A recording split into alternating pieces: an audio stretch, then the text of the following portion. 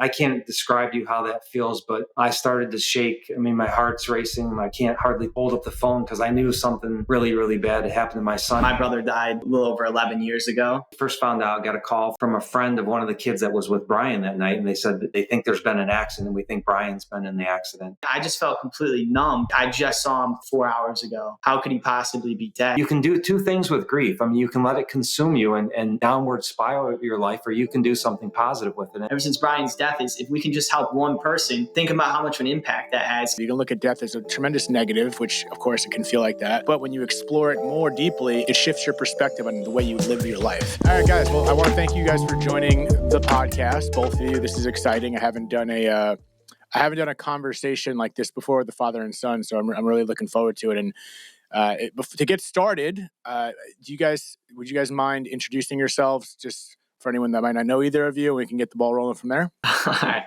Less people will probably know me, but I'm Kevin Hefflinger. I'm 26 years old. I work in finance and venture capital, and I've been doing social media with my dad for about 18 months, who a lot of people will probably recognize. And I'm Brian Hefflinger. I'm a neurosurgeon by trade. So I've been a neurosurgeon for about 25 years now out of residency.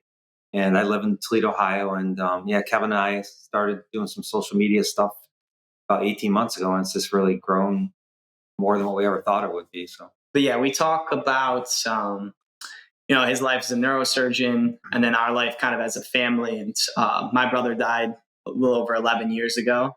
And we've just tried to raise awareness around drunk driving and prevention thereof and just other things like that. Yeah. Very passionate about that. Yep. Well, I appreciate you guys being willing to talk about that. It's something that is so known when it comes to drunk driving, but at the same time, I feel like it's still not discussed in an intimate level that we're about to talk about it. So again, I want to thank you guys for being willing to talk about something so intimately as a family. And as I mentioned on this podcast before, I'm really excited to talk to you both because I think the family dynamic is so important when it comes to anything that a family may go through, let alone, the topic of grief that we're going to discuss because of the different facets on how either of you may have experienced it. So do either of you want to take it from the top of, what happened to your son and brother that day or night when it happened, so we can kind of start the story from where it begins? Yeah, so you cut me off if I get too wordy. I mean, I'll give you an overview and I can get to the point where Kevin can get involved in how it affected him that night. But so the night my son died, he went to a party after a basketball game for a birthday party, and everyone was drinking at a parent's house down in the basement. And then somehow, he got out of that party drunk, got his keys, got in the car, and he hit a tree head on at high speed about midnight, about a mile away from our house. So I was the neurosurgeon on call for a couple hospitals, level 1 trauma hospitals in the city. And when we first found out, got a call from a friend of one of the kids that was with Brian that night. And they said that they think there's been an accident. We think Brian's been in the accident. So, it's like 12:30 in the morning and Cindy and I are just, I don't know what to even think, but they said, you need to call St. Anne's Hospital, which is like a low level trauma hospital. So I figured if Brian went there, he probably broke his leg or something, And so I called the hospital and I said, this Dr. Hefflinger is my son, Brian, there. And, there's a big pause right away and they don't answer my question, which is odd because they all know me. And I said, well, is my son Brian there? And they said, well, he's not here anymore. They transferred him to Toledo Hospital. So Toledo Hospital is a level 1 trauma center for major trauma. And so I knew something really horrible had happened for them to transfer Brian from this hospital to Toledo Hospital. And I can't describe to you how that feels, but I started to shake. I mean, my heart's racing. I can't hardly hold up the phone because I knew something really, really bad had happened to my son. And it's that feeling of permanency. I knew something bad had happened and it's done. You can't change it. So I called Toledo Hospital and everybody knows me there. And I said, this Dr. Hefflinger, is my son Brian there. And again, you get this big long pause and nobody will talk. I said, for God's sake, I said, it's Dr. Hefflinger. You tell me what the hell is going on with my son. And they said, you just need to come to the hospital right now, And so I could tell Brian was dead because for them not to tell me what's going on with him, I figured he was dead. And I talked to my wife and I said, he's probably dead, Cindy, but, we drove in, it was a cold, snowy night. And I went in the back entrance and Dr. Judd, who's the trauma attending there, we're friends with him. He was waiting for us outside and, we got out and he immediately said, Brian's dead. And, you know, uh, he gave Cindy a big hug and they were just crying a bit. And so he took us back to where Brian was. And that's probably the most surreal thing that you'll ever want to feel. And I can't describe it in words, but to see your son lying there just in this dark room on a gurney, pale white, looks like he's just sleeping, but he wasn't asleep. We knew he was dead. And, we just stood there and you don't even know what to think or feel. And I mean, Cindy walked up to him and looked at him. She's a forensic pathologist, my wife, so she wanted to examine him. I didn't really want to see what had happened to him because it was such a horrible accident. But, she touched him and she said he's cold. And I said, of course he's cold. Cindy's dead. But it's like we're these two doctors looking at our son, but we're parents too. And it's just an odd thing. And so then we knew we had to do something, how are we going to tell our kids? Because we had the kids at home. Somebody came over and watched them. And we came home and I gathered the kids and I said, your brother Brian has been in a bad accident and he's dead. And then maybe I let Kevin take it from there because that's probably how he remembers me saying that, what he felt about it.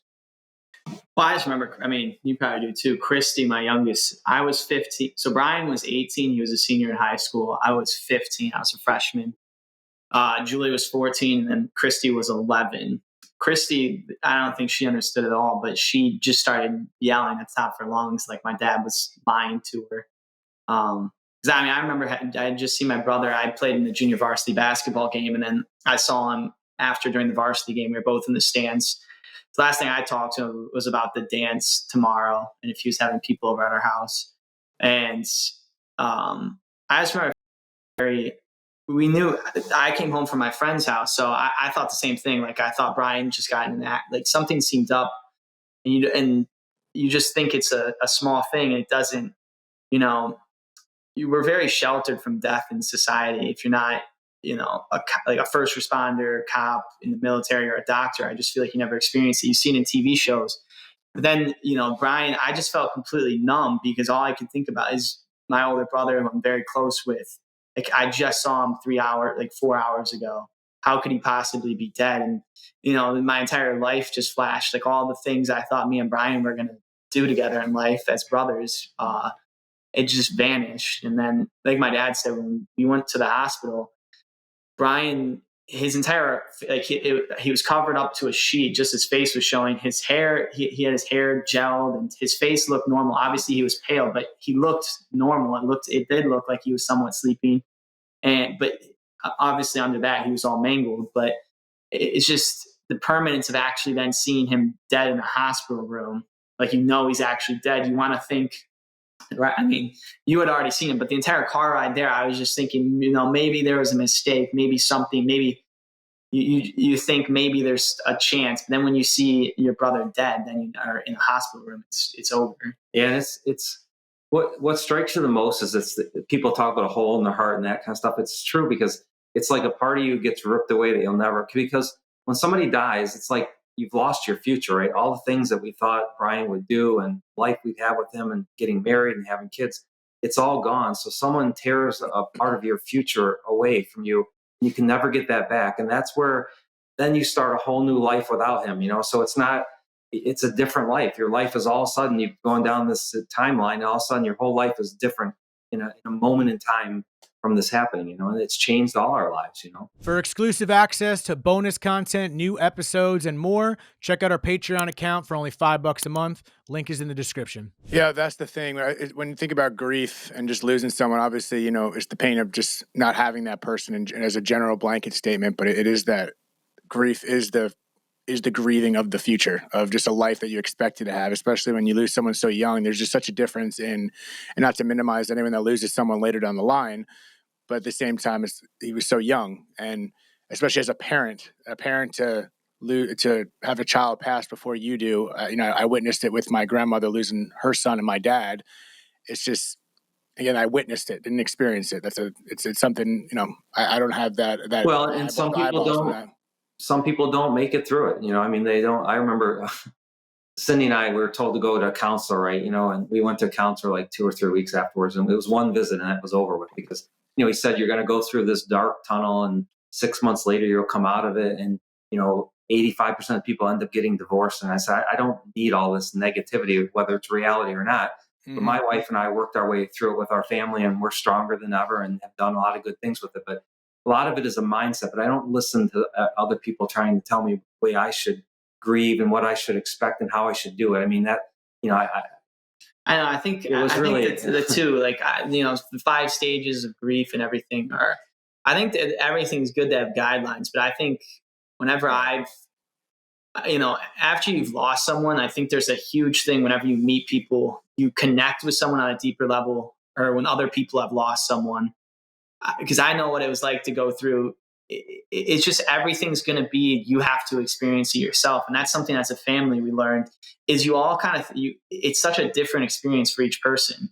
And then as you mature and you grow, like part of it is trying to, what we've done as family is experience what they felt, trying to understand what they were feeling while we were feeling that, and how we all got through in our own unique ways, I think. Because I'm sure a lot of people listening to this right now who have been through a death, you'll notice that you're alone, right? I mean, my wife felt alone. I felt alone. Kevin felt alone. We're all in the same house, but we're all alone because it's that feeling of loneliness. For me, it was, and I think a lot of us it was, that you don't feel connected to anything at that moment. And then there's the things that go through my wife. I mean, if she didn't have, and I thought the same thing. I mean, if we didn't have other kids, we probably would have committed suicide. I mean, I know my wife thought about it because it's such a overwhelming feeling of loss and grief, and how am I going to survive the rest of my life? And nothing else matters. It's just yourself and what you've lost, and you forget about everything else. And it takes a little bit of time to get to grips with that and get over that feeling. But I can see why people, don't survive this. You really, and I would always say too, whenever we talk about this, if you're ever feeling completely down, please reach out to someone, reach out to a hotline, reach out to family, reach out to friends. But I think such a huge thing is just that. I remember sitting through classes, and everything felt like when I was in high school class, I would sit through there and I would see people like laughing, joking, or learning. I would just be sitting there completely checked out. Like at times, especially those first couple months after Brian died, it just felt so like nothing mattered really to me. Like it was life. There was experiences of dullness. It'd be really hard to get through some moments.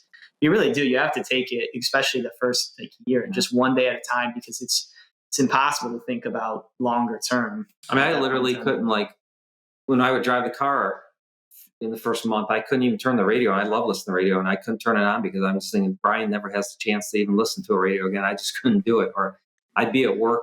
I went back to work in a limited capacity 2 weeks after he died, and I had to be home by noon. Like I could not be gone for more than 4 or 5 hours, and I just had this homing beacon that I had to come home. I just couldn't be there anymore. I mean, it takes a long time to get over those feelings, to get back to any normalcy. Yeah, I mean, there's a lot of things in there that I kind of want to touch upon. I mean, Kevin, you mentioned in regards to, actually, I mean, both of you kind of did, but in regards to, Brian, what you said about the idea of loneliness, it is interesting because it seems like you guys have a great support system amongst your family, and I can relate to that in my own way in regards to having my sisters and a lot of people around me to help me get through it. And I give a lot of credit to my support system for me even getting through it. But at the same time, it is kind of ironic that even if you have that support system, there is that idea of loneliness because like Kevin said, everyone grieves differently. There is an individuality to everyone's experience because of the different relationships, brother, father, timing of everything. So even if you have the support, you can easily feel isolated. And then also to what Kevin said in regards to, how everyone grieves differently, and there should be a guideline. Like it is important to see guidelines when you see these grief books and this podcast or whatever. I'm kind of with the school of thought of, I like the method of hearing stories like you guys, because you can kind of pick what you want and what you relate to and what you don't. And so even though I understand, you might not like the idea of someone telling you what you should or shouldn't feel. I think maybe it should be presented different. And like you could expect this might happen, this happens, but also like it's going to be your unique experience. So take and recognize what feels right with you. But at the same time, we're just kind of freestyling it. It's like you can read you could listen to this podcast all day before it happens, but until like Mike Tyson said, until it punches you in the face, you're not going to know how your body reacts. And it's just one of those things that is you just roll through it. And maybe, I didn't mean to say that. I mean, maybe we hit the wrong counselor. Maybe it's somebody who just doesn't click with us, and we didn't like his approach, I guess, and it really turned us off of the whole thing. So what was the approach? I apologize for cutting you off, but do you recall what kind of approach he was suggesting? Well, no, he was just kind of laying out how it's going to be for us, like to tell us this is what you're going to go through. This is what happens. Most people end up divorced. But there really wasn't any tools for us. He's kind of telling us what we're going to go through and giving us these horrible expectations, but not really giving us any tools about what you should do. I don't know. It was a bad experience. I think it really depends. Maybe it was the wrong time. Yeah, and also, I mean, different things work for different people. Right. And some people may benefit from that greatly. No, I love that. I mean, I love the fact of how you had the cognizance to know that, because I feel like a lot of people can easily hear that those numbers, those stats, or those expectations, and kind of lean into it. So it's impressive. Obviously, you guys are smart dudes, but at the same time, especially in a vulnerable situation, it's, first of all, that's a weird way to put things, like so negative off the rip. That's incredible. But the fact that you made that decision, and what I'm getting at is, as a family and going through an experience like you guys have, that mental state and the perspective and the attitude that you have to get through it is so important. So it seems like right off the rip, Brian and Kevin, you guys both took a different approach of that positivity and getting through it. So what was that in such a dark time? How are you able to stay positive on both sides? Like Brian, and then you alluded to, you have your kids, so that was a big driving force to keep moving forward. But was there anything else that kind of pushed you guys towards that positivity? Well, a couple things from my perspective. So number one was I wrote in the book that I did that you have to show. I mean, we had to set an example for our kids. I mean, this is a life altering thing for them more than anybody. And, you have to set somebody an example. Like, my wife had to carry on and take care of them and show them that life goes on. And I went back to work and showed them that life goes on. You can't just sit at home in the dark and start drinking. For me, I couldn't. And I needed to show my kids that there's that life does go on, and you have to get over this the best you can. But then also, so Brian was the drunk driver. He obviously was the drunk driver, and thank God he didn't kill anybody. And we thank that over and over every day. But, the news caught wind of his alcohol level when the autopsy was done, and they portrayed it very badly in the news. And I'm a neurosurgeon. My wife's a doctor, and it was very scandalous how they presented it. And so, I took that on. I wasn't going to let them. My son was a great kid. He made a good kid that made a bad decision, as do a lot of kids. And I wasn't going to let them tarnish and make him look like he was this raging alcoholic drunk who was out to kill somebody. And so that's when this all started, that we went to the news and we said, we want to bury our son first, but then we want to talk about this. And we had a news station come over, and that's how this all started, about advocates against drunk driving. We came right out and admitted it. Our son was drunk and he was driving and made a horrible decision, but there's no reason that we can't learn from this and try to help other people not make that decision, help parents with this, help kids. And that's how it all started. And it's just, and then, as a family, we've grown with this, and Kevin's older now. He does this with us, and we give talks, and we have a talk coming up this Thursday at a high school. And I think it gives you a mission, a purpose. Yeah. I think a lot of things, there's just some things that what's so crazy is drunk driving for so long now, probably since cars have been around. I mean, it's a senseless death, and it affects so many people, but on both sides, people who are hit by drunk drivers and drunk drivers who harm themselves, and all the ripple effects of the people around you, it's completely preventable.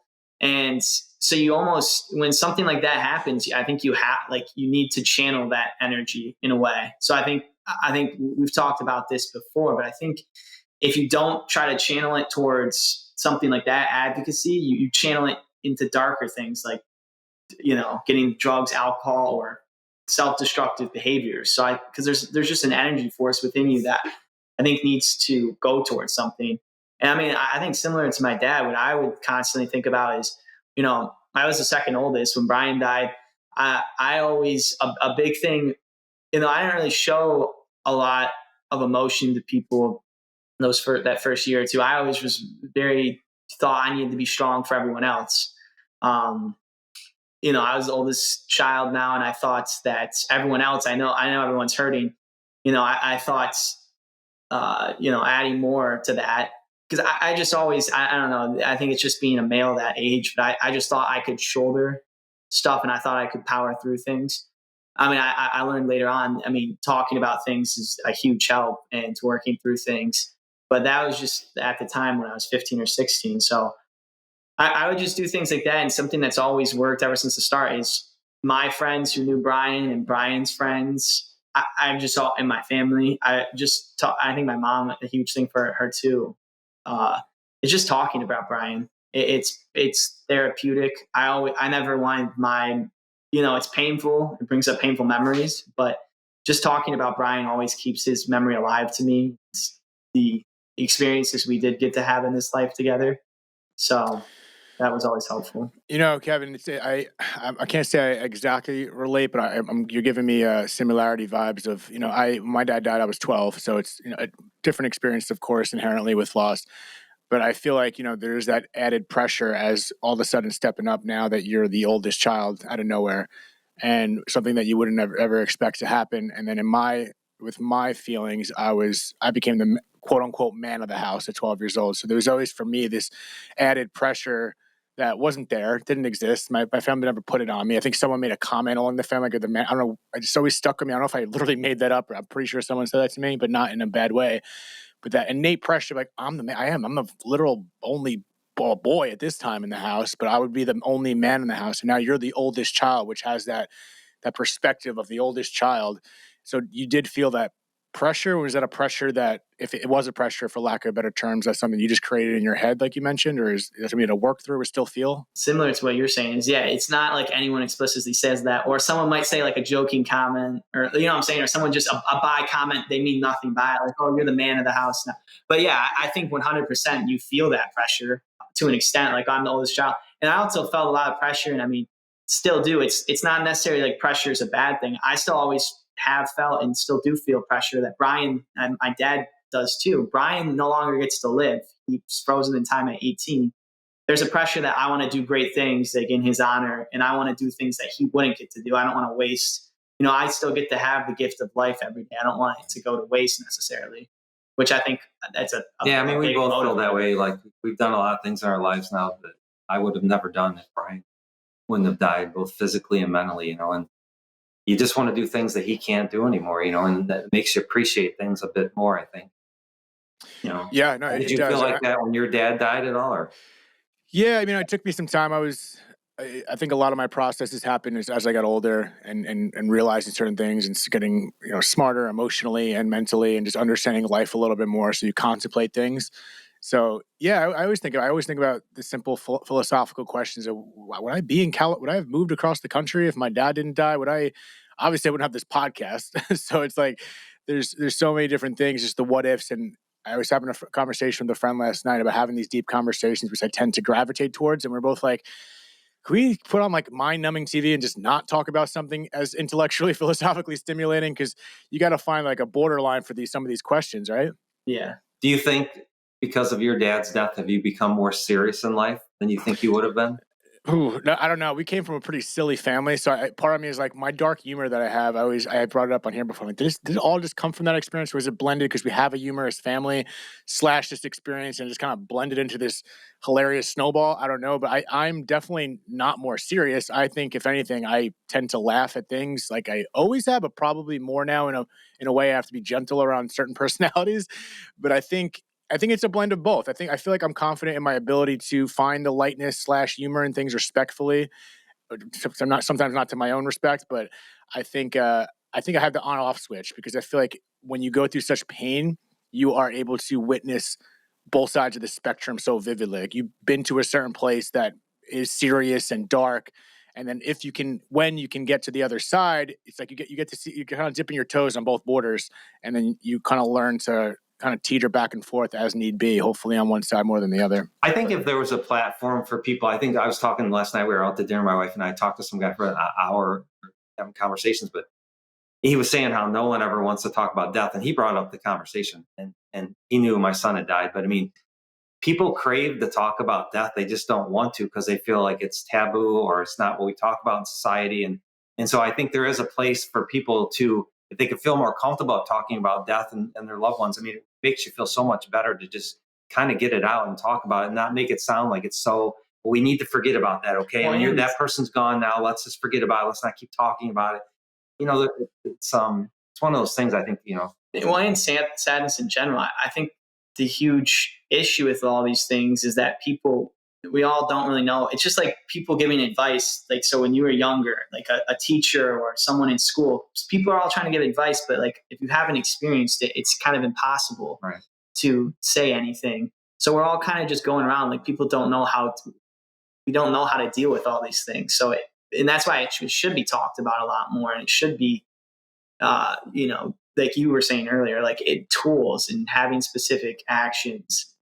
But yeah. I mean, look at you guys' example. I think you've had this experience, and you have flipped it into something that is I'm sure healing for you guys in your own personal way, and in a way that's honoring, your son and brother, and in a way that's helping other people to hopefully learn from his experience, and so they don't make a similar action. And you flipped it into something, and that's all stimulated from death, which has this tabooness. And again, that's why I have this Dead Talks podcast.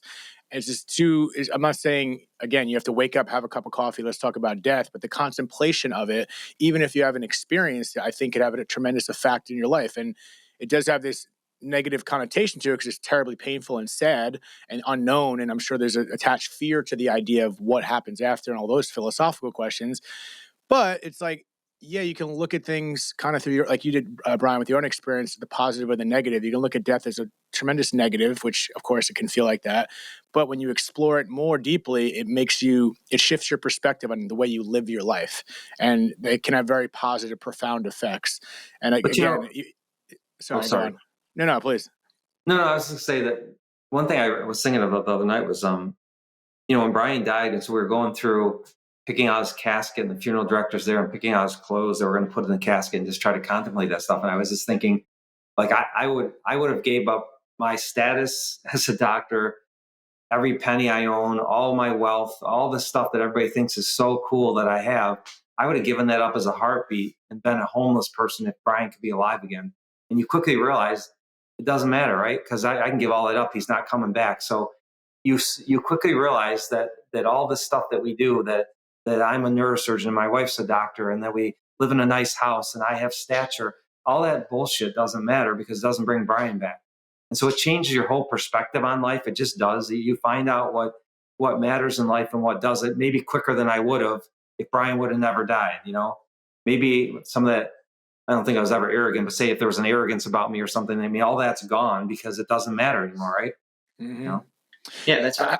Go ahead. I'm sorry. No, apologize. The internet, everyone's listening. The internet it's harder to have these like in between conversations. So I apologize for that. But go on, Kevin, please. No, I was going to say that's definitely 100% changed my perspective on life. Because like I think death is the ultimate equalizer of all these people. They want money and all these other things. You realize that just the relationship you have with those closest to you is so much more important. There's no price you can put on that. So it's funny it became so clear to me growing up at that age, and even now, so clear to me that these people that will chase money and status so hard, and they spend no time with their family or people they say they care about. I feel like you're missing the whole point of everything. Amen. Yeah, and me personally, I feel like it took some time, I'm sure, but I feel like my reaction time or my response time, if you will, to when something crappy happens in my life is way more tolerable. And I like to think that's because of my experience of going through some things, and the loss of my father is it's taught me like when something that I've seen other people just completely, react to, maybe a little extreme in my opinion. But again, it's all relative, and just from my lens, I just like, oh, okay. Like even as little as like I've got stuff spilled on my new shoes. I've seen people freak out because of their new Jordans and Yeezys. They're like, oh my God, I just got these XYZ.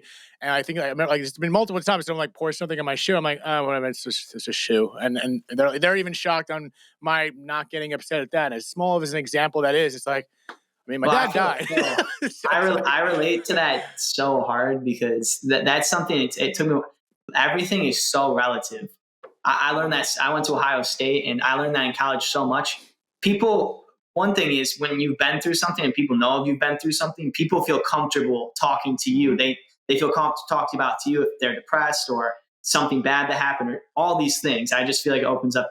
And I'm always okay with it. I always talk to people. But one thing I constantly learned is it's all relative. The pain that I feel on something, because my worst thing is losing Brian. Someone else, their worst thing that might have happened to them is failing a test in college. And to them, it feels like the end of the world, and it truly does. And I'll talk to other people who they just are like, that's stupid. But I'm also like, it's not stupid. It's all relative to how you are. So I 100% relate to you. Once you've experienced that, it's like, okay, it's not the end of the world if I got something spilled on my shoes. Like I can get a new pair of shoes or I can clean them up. It changes your thoughts on that completely. It also makes you realize how many people, because they do, and once you've experienced something like this, people just come to you with their problems, and you realize everybody has a problem in their life. Yeah. I mean, everybody's problem is the biggest thing to them, and so everybody's suffering. Yeah. Most people are to some extent. You just don't know it because they don't tell you about it. Yeah. Yeah. And as they say, the worst thing that's ever happened to you is the worst thing that's ever happened to you. So that's why I don't get upset when someone's responding or reacting to I think most people react. I think we all react to things, but I think the wisdom and experience is how you respond to it. Like, I think it's normal. I had another conversation with my buddy Jorge yesterday, and we were talking about reactions and responses. And I think those are two very specific things. I think for the rest of our lives, we'll always have instinctual reactions, but I think the wisdom and experience comes from the response and how shortly, like once you realize the awareness of the reaction, how you can shorten that time period of, okay, I'm upset for an hour, then maybe you'll start with, I'm only upset for 20 minutes, 10 minutes, 5 minutes. And I think that comes with the experience. There's a big difference between responsiveness and reactions to how we do things. But again, back to people's having these reactions to something that may be so minuscule to one person, I think it is important to have that cognitive thought that I don't know what they've been like. Maybe that, like you said, Kevin, like that is the worst thing they've ever been through. As small as it may seem to me, it's all relative. So it's like we're so quick to judge. Oh, this person just lost their son, and this person didn't get into that college, and he's reacting like that. But like, okay, I mean, yes, on paper, I understand, but it's like you don't know what the hell they've been through. You don't know if that is the worst thing they've ever been through. I think a huge thing is also I always see people like, it's so funny seeing people with like road rage or other things. Something I always think about, if something, there's this great thought, if someone cuts me off, like, or they do something terrible in traffic or just anywhere else, I'm just like, I have no idea. Maybe that person just received the worst news of their entire life.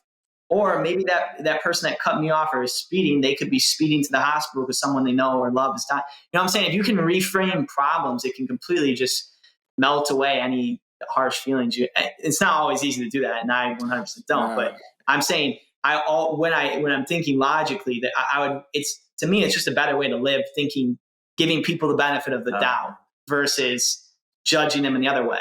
Because how many times have you accidentally been rude or projected your anger or sadness on someone else without meaning to, whether you're cognizant of it or not? Yeah, maybe that person's rushed in the house, and maybe they're late. And option C, maybe they are just an asshole and a terrible driver. That's always a possibility too.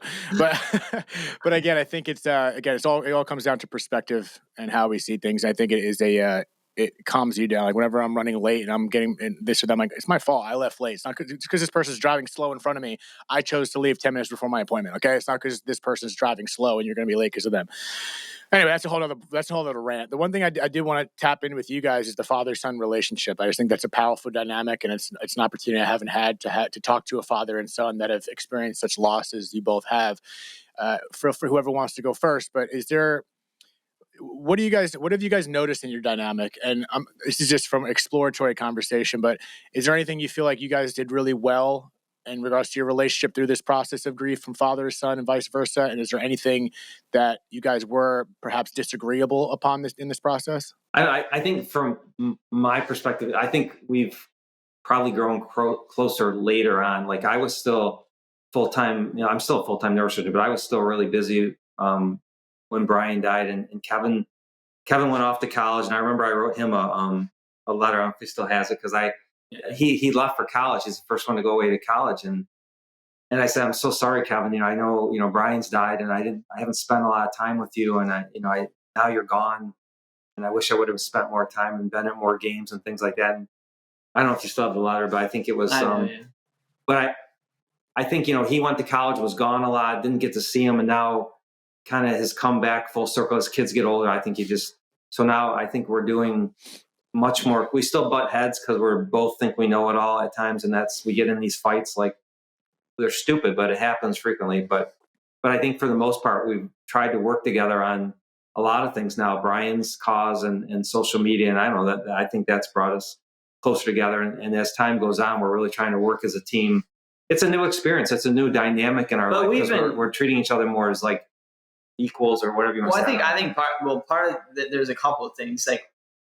So part one here is we're still a lot. I think when we weren't as close, like that's still probably like a much stronger relationship than a lot of people potentially might have. And then now I think our family dynamic, especially because losing someone like Brian, I think I think most people that know us, we're an extremely close family. And we do. I think me and my dad, part of the reason we butt heads is because we are similar. We're how we operate as humans. And part of it is just like me getting older.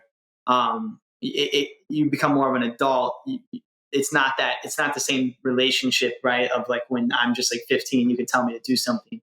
But me and my dad have been working together on stuff for over 5 years now. So I think that completely, I think when we would have a lot more conversations when there's stuff we're working on together versus just things we're doing. And it's different. Like Kevin's very, he reads voraciously, journals, he meditates, stuff that I used to do a little bit, but I don't do as much of that now. And so he learns constantly stuff. And I'm just kind of like a neurosurgeon. I go to work every day and I don't sit around at night reading constantly and learning as much as I should. So, we're at a different stage of our life. And so I think, he thinks I should know a lot of stuff that I really don't know. Cause he's learning all kinds of new things that I'm not learning.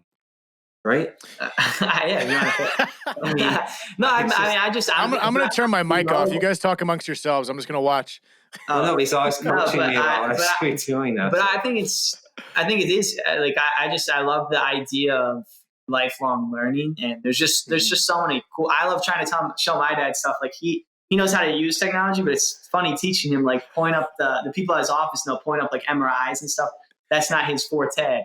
And there's stuff like with podcasting, like I'll show him some stuff. He's like, even today we were coming over here. He's like, yeah, I love listening to stuff. Like that's the power of podcasts and audiobooks. I'm like, just do that more. If like you're tired at night and you don't want to necessarily read something, he's like, why don't you just help me set that up on my phone? Which is cool because he does it a bunch. He just needs you to like some help. You know what I'm saying? Just like the person with the podcast. If you set him up with all the stuff, then he knows how to do it. He'll do it a lot. But what he doesn't realize, and it's true, my wife reminds me this my whole life, is that I'm privileged. I have people wait on me. When I'm in the operating room, people wait on me. I just ask for things and it's there. When I'm in the office, my people in the office, they do everything for me. So I have to do very little for myself. And so I don't know how to do a lot of computer stuff and all this stuff because I've never had to do it. People do it for me. And whether that's right or wrong, I don't know. But I focus my efforts on things that I need to do and take care of patients and operate. And, but I don't focus on all the other stuff. So, I have people do that for me. And I always have. And so that's a deficit in my life where Kevin has noticed. Dad, you don't know how to do anything. Well, there's a reason for that, Kevin. It's just part of my life. Well, that's where but like sometimes I'm like, I'm like, you got self-sufficiency sometimes. Sometimes like there's some things that aren't going right. But he's gotten like since we started social media, he knows how to do all that stuff himself now, like with making videos and editing, like doing some simple cuts and stuff versus he didn't even know how to like log on or what TikTok was or any of these. Hey, so different generation too. Beyond that, I'll cut you some slack there. Different generation. It is total different generation for sure. It's a whole other ballgame. I was on the cusp. I was born in '89, so I was like, I got a little bit of the taste of nothing, but also grown up in the beginning of I feel like the real wave. So I like to think I got a best of both worlds. My sister's a little bit more. They were 82, 83. But yeah, I'll give you the benefit of the doubt there because there's a lot of things I barely know how to do. What age did you get a phone at?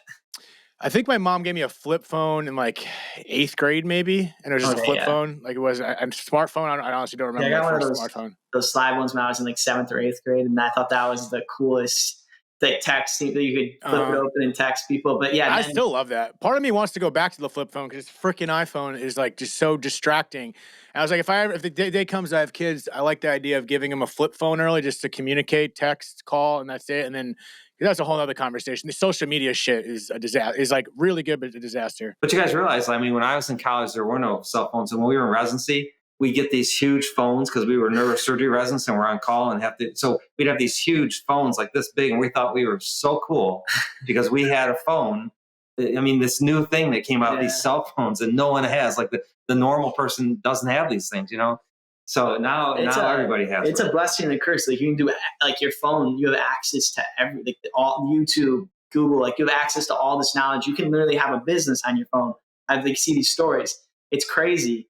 But then also there's all the negative aspects to it. Like, there's these social media apps, like, are programmed just like a casino. They want to maximize how much time you spend on that. So it's like, it's a two-edged sword. You have so many cool things you can do on your phone, but also you can get sucked in of, like, doom scrolling, and that's just terrible for, like, I know for myself, if I need to go get some movement in or something, because it just clutters your brain.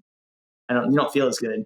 Yeah, no, it's a double, and it's up to us as the individual, like, a responsibility to have that self-control, because, like, for instance, my comment section is a nightmare sometimes. I mean, a lot of times very positive, but whenever I post something that's more divisive meaning and more like the belief system, like when I talk about the other side and stuff like that, it is like, I have a clip right now with the Medium Mallory that I had on, and that's such a divisive conversation, not intentionally. It's just exploring beliefs about connecting to the other side and all that stuff. And it's just so fascinating to me how confident people are in the comment section. Because, again, I've heard this conversation before. It's like, in person, I guarantee you 99% of those people would not be saying what they're saying in the comment section because they're far apart from each other. So it's a totally different dynamic of communication, and people feel like they have this safeguard in between them, as opposed to, go back to Mike Tyson, you say it in front of the wrong person. You're not going to get this. You're not just going to get a dislike button. It's going to be something different. So it's like this communication level is so different that it could be great and positive to share information, have these dialogues, but it's also could potentially so mentally draining for so many people that don't have that understanding and ability to really, separate themselves from the online world, because it's as great as it is. I don't know. It's kind of scary for the developing minds. It can be amazing, but that's something that 100% having to navigate. My mom, I think she's better right now, but that's something she wouldn't handle. There's people that would literally say, like, your son deserves to die. They'll put the nasty people online and stuff, or they'll just put the. Well, when Brian died, we got so many things about we're the worst horrible parents. You raised the drunk and also, but me and my wife had to get off because you can't. These people, but they have no purpose in life but to do that. But even just trying to educate people about alcohol, they're like, "Oh, stop trying to ruin the fun. Like, you're like, no one cares. Your son." Like, people. I mean, there is, for all the positive comments, there's all the negative. These have to. And there's people that fight in the comment section. Yeah.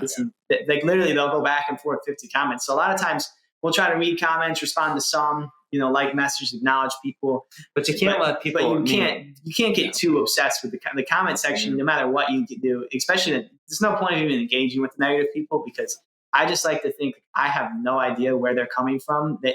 They probably have something that makes them react like that. But also, there's just people that, just because they're online, they're anonymous, they just will say things just to try to get a reaction. So it's not worth giving it to them.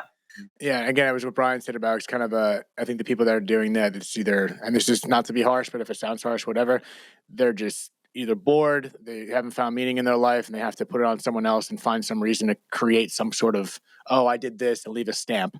And it's like, if that's your choice to make someone else feel like shit, then, Well, I think the sad thing is that people get silenced. So many people get silenced because of this. And if you have something good to say and it's meaningful, go ahead and say it, and you have to forget about what other people say if you believe in it, truly believe in it. But to get silenced from these people are just silencing you, and you're letting them silence you. And I think it's wrong, but it's hard for some people to get over those comments. You get them, we get them. I mean, you just have to let them go, and we don't answer them. I mean, rarely do I answer one.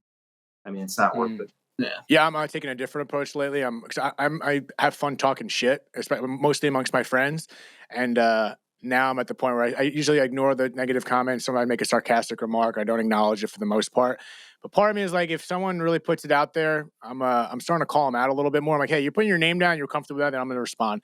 And it's like, in defense of the people that they might be calling out, because sometimes I think people ignoring it is the best option, but sometimes I think I want to call them out because it's so absurd and just so. And I've done that too. And the few times I've done that, the people will rescind and say, "I'm sorry, I didn't really mean it the way I said it." I mean, if you call them out, they often will rescind and say, "Well, I didn't mean." Well, because obviously they're watching your content. They're watching, or they're listening or watching your content. Like, that's the funny part about I it. know. Why are you spending your time? There's people that will comment like on every single video, or like, and it's just like you see the same thing over and over and over again. It's like you're taking this much time, and you're just like, it's so weird. All right, keep talking shit on my post. It's cool. You're helping my algorithm. You're giving me more traction for a post that you don't like. Like there was a post that someone sent me a comment and a message about really disliking my my new logo, something like that. And she was, I'm cool with criticism. I kind of posted it to test it out, see how people thought. And some people criticized it in a good way, like, oh, I don't like it, this or that. I was like, that's cool too. That's what I was curious about. And then another person would be like, take it down. I'm surprised with you. You're minimizing grief and completely seeing past my intent. Again, it goes back to Brian. So I know my intent behind it. A, this is my podcast. B, I'm not minimizing anything. There's an artsy reason, there's a meaning behind it. Anyway, and I made a video kind of calling out the comment as a joke, lip syncing a Billy Joel song. And I hit her name out of respect. I don't need to put her name out there. And I posted it. So she was anonymous. And then she responds to the comment section. I'm like, and then she yells at me for putting it out there. Like, first of all, I made you anonymous out of respect to you. I'm not trying to call you out like that. And you commented on it for everyone else to be aware that you were the one that said it. Like, I don't know what's going on here. Like, you're seeking attention. No, I think it's great. When I saw you messaged the Instagram, like our Instagram account, I right away, because it's like, wow, it's so funny. You don't even know these things exist, because that's something we notice. It's just if we do a podcast, we talk about as a family grief. It relates to so many people. So many people are like, oh, I just didn't, it's like an outlet. So I was like, this is like right up with like what we do all the time. So I was like, this is awesome to see something like that. So it's funny. It's just so funny that some people will say, like, and like you said, it's all about your character and your intent behind things. No one else, people can say whatever they want, as long as you know your why and what you're doing. It doesn't really matter, because to me, I saw it. I thought the exact opposite as that person. I was like, oh, this person's trying to put this out there, a subject that's taboo. If only we had more stuff like that and it was more mainstream. But just to talk about grief, while you had us on, I think for people out there, everybody handles grief differently. There's not a timeline on grief. I mean, you have to just take it at your own pace, and you can't let people tell you, well, you should be over it by now. Well, it's not for you to tell me when it's over. Some people can clear the loved one's clothes out in a year, and we let Brian's clothes sit in his room for 4 years or 5 years before he even touched them. And his book bag sat in that same exact spot when he came home that afternoon for a year. And so don't ever let somebody tell you there's a timeline on grief, and there's not. And then I think you can do two things with grief. I mean, you can let it consume you and downward spiral your life, or you can do something positive with it. And I think what Kevin and I have done in our family, but Kevin and I particularly, I mean, I did an Ironman because I wanted to challenge myself after Brian died in 2017. I did a full Ironman at age 52. Kevin's done an Ironman. He's done a 50-mile run. And then Kevin and I are taking a step more, because I think, we're going to climb Mount Kilimanjaro in September. And part of that is because of Brian. And I think for anyone out there who has grief, take your energy and use it for something positive, or something to challenge yourself to move yourself forward in life and inspire others. Because I'm telling you, people can be inspired by what you do, and we're finding that out, and it inspires yourself. But I mean, all the positive feedback you get, it's an ego thing maybe, but it also helps inspire us to want to do more. And I think grief can be used in such a good way that you never even thought about, instead of having to just say, I've lost someone and it's changed my life and my life will never be the same. And you can do so much more with it. And that would be my only advice to anybody listening to this podcast is, take your grief and use it for something that helps others. And it doesn't have to be what we did. You may like to do art, so start doing art and help people do art. Or we found so much with Brian's death about just being nice to people, and all the nice things that Brian did that I'll just tell you one more story and I'll be done. But when Brian's funeral, was a very big funeral because he was a young person, and people would wait 3 hours at the funeral home, and they would wait outside in the cold just to come in and talk to Cindy and I. And there was an elderly gentleman who came in, and he was the starter at the golf course that Brian's high school team would practice at. And this guy waited 3 hours to see us. We've never met him, don't know who he is. And he came up and he said, I just want to take a moment to tell you about your son. And he said, your son was one of the only people, if not the only person, that would ever talk to me when he came to practice.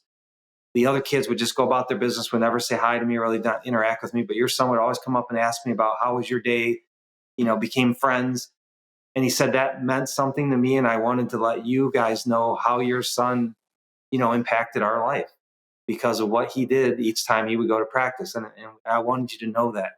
So here's a guy who took his time to come to our funeral, wait 3 hours, and tell us just that one thing. So that little thing, Brian will never know, how he impacted that guy. But we all do stuff like that and can do stuff like that, that you impact people every day that you don't even know about. That's beautiful. That just shows you the little things. And again, like you mentioned, you can do whatever it may be, whether it's art, whether it's climbing. It doesn't have to be this big thing. It's just as little as a conversation with someone else. The way you live your life has this exponential effect on people that I feel like most of the time, high majority of the time, we have no idea. And it's because we're just going about our everyday things. Maybe some people are being polite, this or that, like your son was, and he was just doing it because of good nature.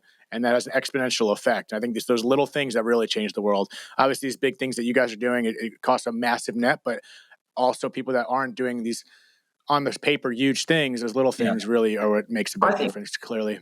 I think it's what's so powerful is, especially now with social, it's just sharing your story. Like we all think we're so unique, but we're not. Like we are, but we aren't. Like your story is so much power because there's almost certainly someone out there that will listen to it and gain something from it or feel that comfort of knowing I'm not the only one going through this. It validates them. It validates how you feel. And I think that's what's important about your podcast, or like what I thought that's the biggest thing I think is just you put this stuff out there. There's all the other stuff out there. Someone will listen to one of these things and someone might say those are stupid ideas, and someone else might be like, that's exactly how I felt. And that's all you need to do. That's the entire reason we've always done stuff ever since Brian's death is if we can just help one person, think about how much of an impact that has, because there's such a chain reaction of positivity and a chain reaction of you.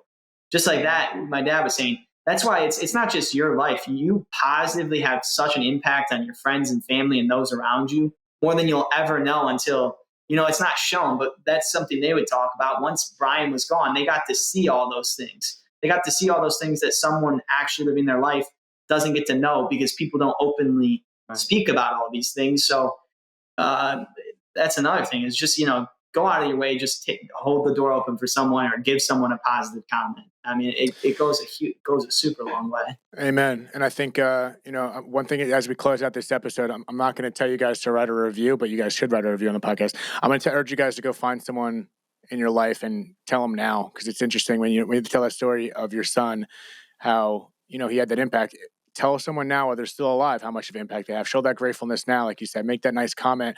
Or if someone does make a difference in your life now, tell them. Make sure they know now, and it's not something you guys make aware later. But either way, it's still beautiful.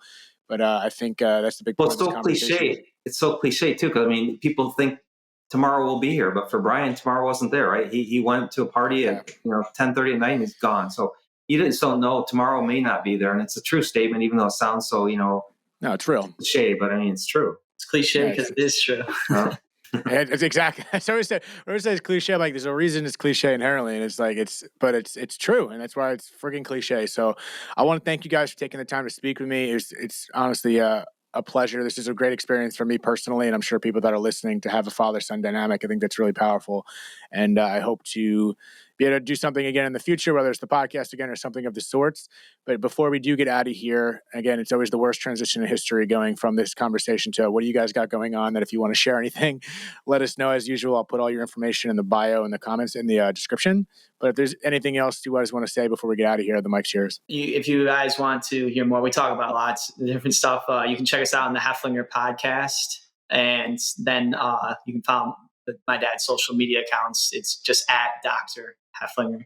And there'll be links, I'm assuming. But thanks for having us on. It was great talking to you. I always enjoy conversations. It's refreshing to me because there's just a different level in conversations like this versus someone. It's hard to relate certain things or feel. Yeah, exactly. And I always say is, when people say they lost someone, then, I get gravitated towards, because of obviously this podcast. Now I'm like this death guy, even though I'm just David. And they're like, they say so-and-so lost so-and-so, but you know what I mean? I'm like, not really. I have my experience, but I'm not you. And I'm not trying to say that to isolate them. Like, I'm giving them an opportunity. I'm just like, I feel for you. But at the same time, it's like, there's only so much I do know, because I don't know your experience. I understand there's a foundation of pain and grief there. That's the commonality, the camaraderie of it. but there is still, like we said, that individuality, and we're all just figuring it out. This whole life thing's weird. So we're gonna get out of here. But I was sometimes I think about. Sorry, I have these freaking rants. Apologize. We're still here, guys. Still here. When I think about how this is gonna sound ridiculous, I swear I didn't smoke weed before this episode. Whenever I think about the ridiculousness of life, I'm like, you ever think of an atom? Not Adam, an atom. I'm like, how ridiculous is the thought of an atom? Like everything else is just from that point on. It's like, I don't know what this is. I don't know what we're doing. Like, it's just, if that makes any sense, I'm just extrapolating, or it's just like, what is going on? An atom? I just watched Oppenheimer, and it had me having dreams about atoms and all that. So I was like, how do we figure all this out? And then life is just, I think the same thing. Well, I'm 26, and everyone's just figuring it out. I think a great episode, you've probably already done it, but there's so much out there about consciousness. And does consciousness come from the electrical activity of your brain, or is there something more that that makes you conscious? And it's such a intriguing question because there's no answer to it. It's a belief, I think. But sorry, I apologize. Go on. No, go ahead. No, I was just saying, I want to. Do you guys have like 5 more minutes? Is that possible? Like, we're gonna cut the episode. Thank you guys. I'm gonna say this. And I want to do something on the back end real quick. But guys, thank you for tuning in to another episode of Dead Talks. As usual, I'm gonna put their links in below if you guys want to find these guys. And I hope you enjoyed the episode. Thank you so much for tuning in to another episode of Dead Talks. Please do not forget to hit the subscribe button and also the notification bell. That'll give you updates as to when we post a new video, more episodes, and more content in general. We are streaming on all the major podcast platforms, including Apple, Spotify, iHeartRadio, Pandora, and all that. And also find us on Instagram at Dead Talks Podcast or www.deadtalks.net. Thank you so much.